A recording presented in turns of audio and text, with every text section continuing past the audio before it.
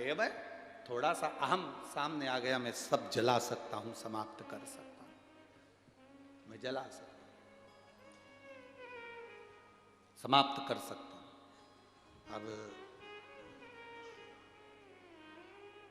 जब किसी में अहंकार आता है तो कोई ना कोई उस अहंकार को तोड़ता जरूर है, और वो तोड़ने वाला कोई दूसरा नहीं होता, कोई शंकर का भक्त अड़भंग आता है और तोड़कर चले जाता है।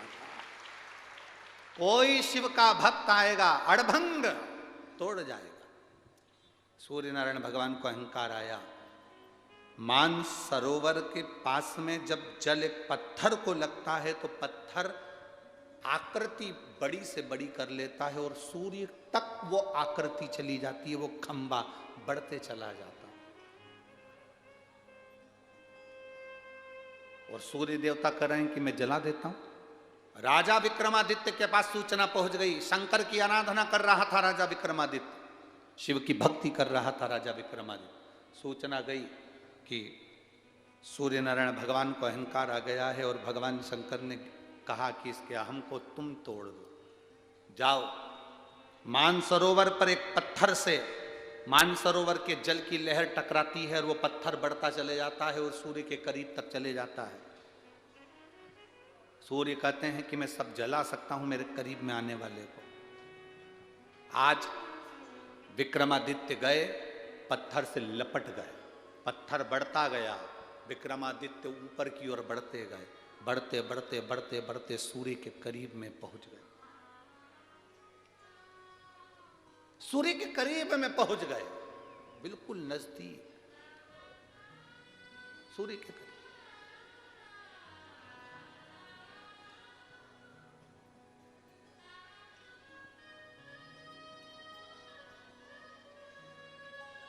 और सूर्य के करीब में पहुंचे, पर विक्रमादित्य का शरीर सूर्य देवता ने जलाना चाहा, भस्म करना चाहा, और पूरा शरीर सूर्य नारायण भगवान ने उस विक्रमादित्य के शरीर को जलाने का पूरा प्रयास किया, पूरा प्रयास।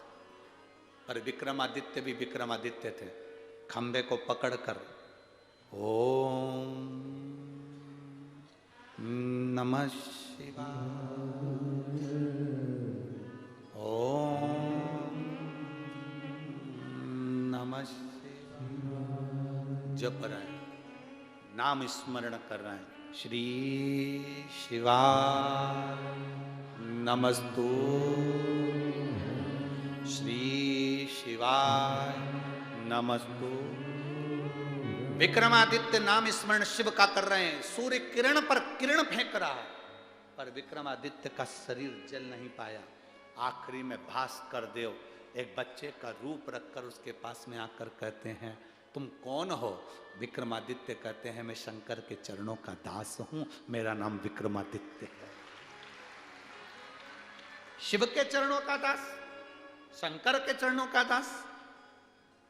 स्वयं भास्कर देव बच्चे का रूप रखकर विक्रमादित्य से कहते हैं, सुन विक्रमादित्य, आज ये सूर्य नारायण तुझे वचन देता है, आज ये सूर्य नारायण तुझे वचन देता है, शंकर के नाम का जप करने वाले को दुनिया का कोई जला नहीं सकता। किसी की सामर्थ्यता नहीं कि शिव नाम जपने वाले को कोई दबा दे, जला दे, कोई भस्म कर दे, कठिन।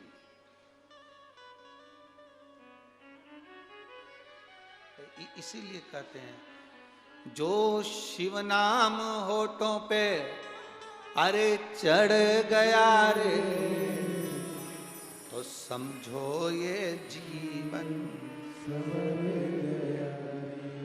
शिव है कौन? शंकर का नाम का मात्र उच्चारण हमारी जिंदगी की सार्थकता।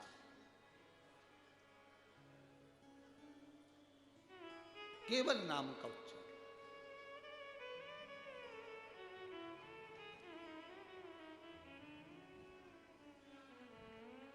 मैं जगदीश चौधरी परिवार को बहुत बहुत धन्यवाद देना चाहूँगा कि उन्होंने इस कथा को करवाकर संपूर्ण जलगांव वासियों का आनंद, संपूर्ण जलगांव वासियों, ये मौका जो मिला है भगवान की विरल भक्ति को प्राप्त करने का, भगवान के भजन को प्राप्त करने का, ये फिर ना मिला। बहुत शिव कृपा है, शिव की उदारता, शिव की करुणा। कुंदकेश्वर नाम का उच्चारण, भगवान के नाम का उच्चारण, भगवान के नाम का स्मरण हमें कई तापों से, कई जंजाल से, कई कष्टों से दूर कर देता है, कई कष्टों।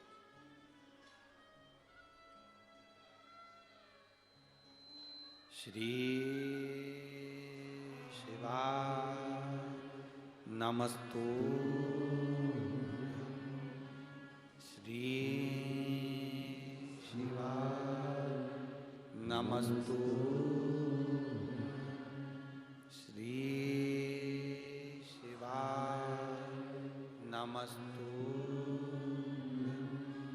श्री शिवाय नमस्तु, श्री शिवाय नमस्तु। भोला सब दुख काटो, ओ भोला सब दुख काटो। हम शिव से कहते हैं हमारी जिंदगी के जो दुख हैं, जो कष्ट है, वो कट जाए। शंकर के नाम के उच्चारण से कटेंगे। तुलसीदास जी ने, बाबा गोसाई जी ने अपनी चौपाइयों में लिखा, कलयुग केवल, जम के बोलो, नाम धारा। राम नहीं लिखा। वो चाहते तो यहां राम लिख सकते थे कि कलयुग केवल राम धारा, पर उन्होंने राम नाम नहीं लिखा, यहां लिखा कलयुग केवल नाम धारा। कलयुग में तुम जो नाम लोगे, जिस नाम से भगवान को पुकारोगे, वो तुम्हारा आधार बनेगा और तुम्हें पार कर देगा। बस जपने वाले का भरोसा दृढ़ होना चाहिए, जपने वालों का विश्वास दृढ़। एक पत्र है,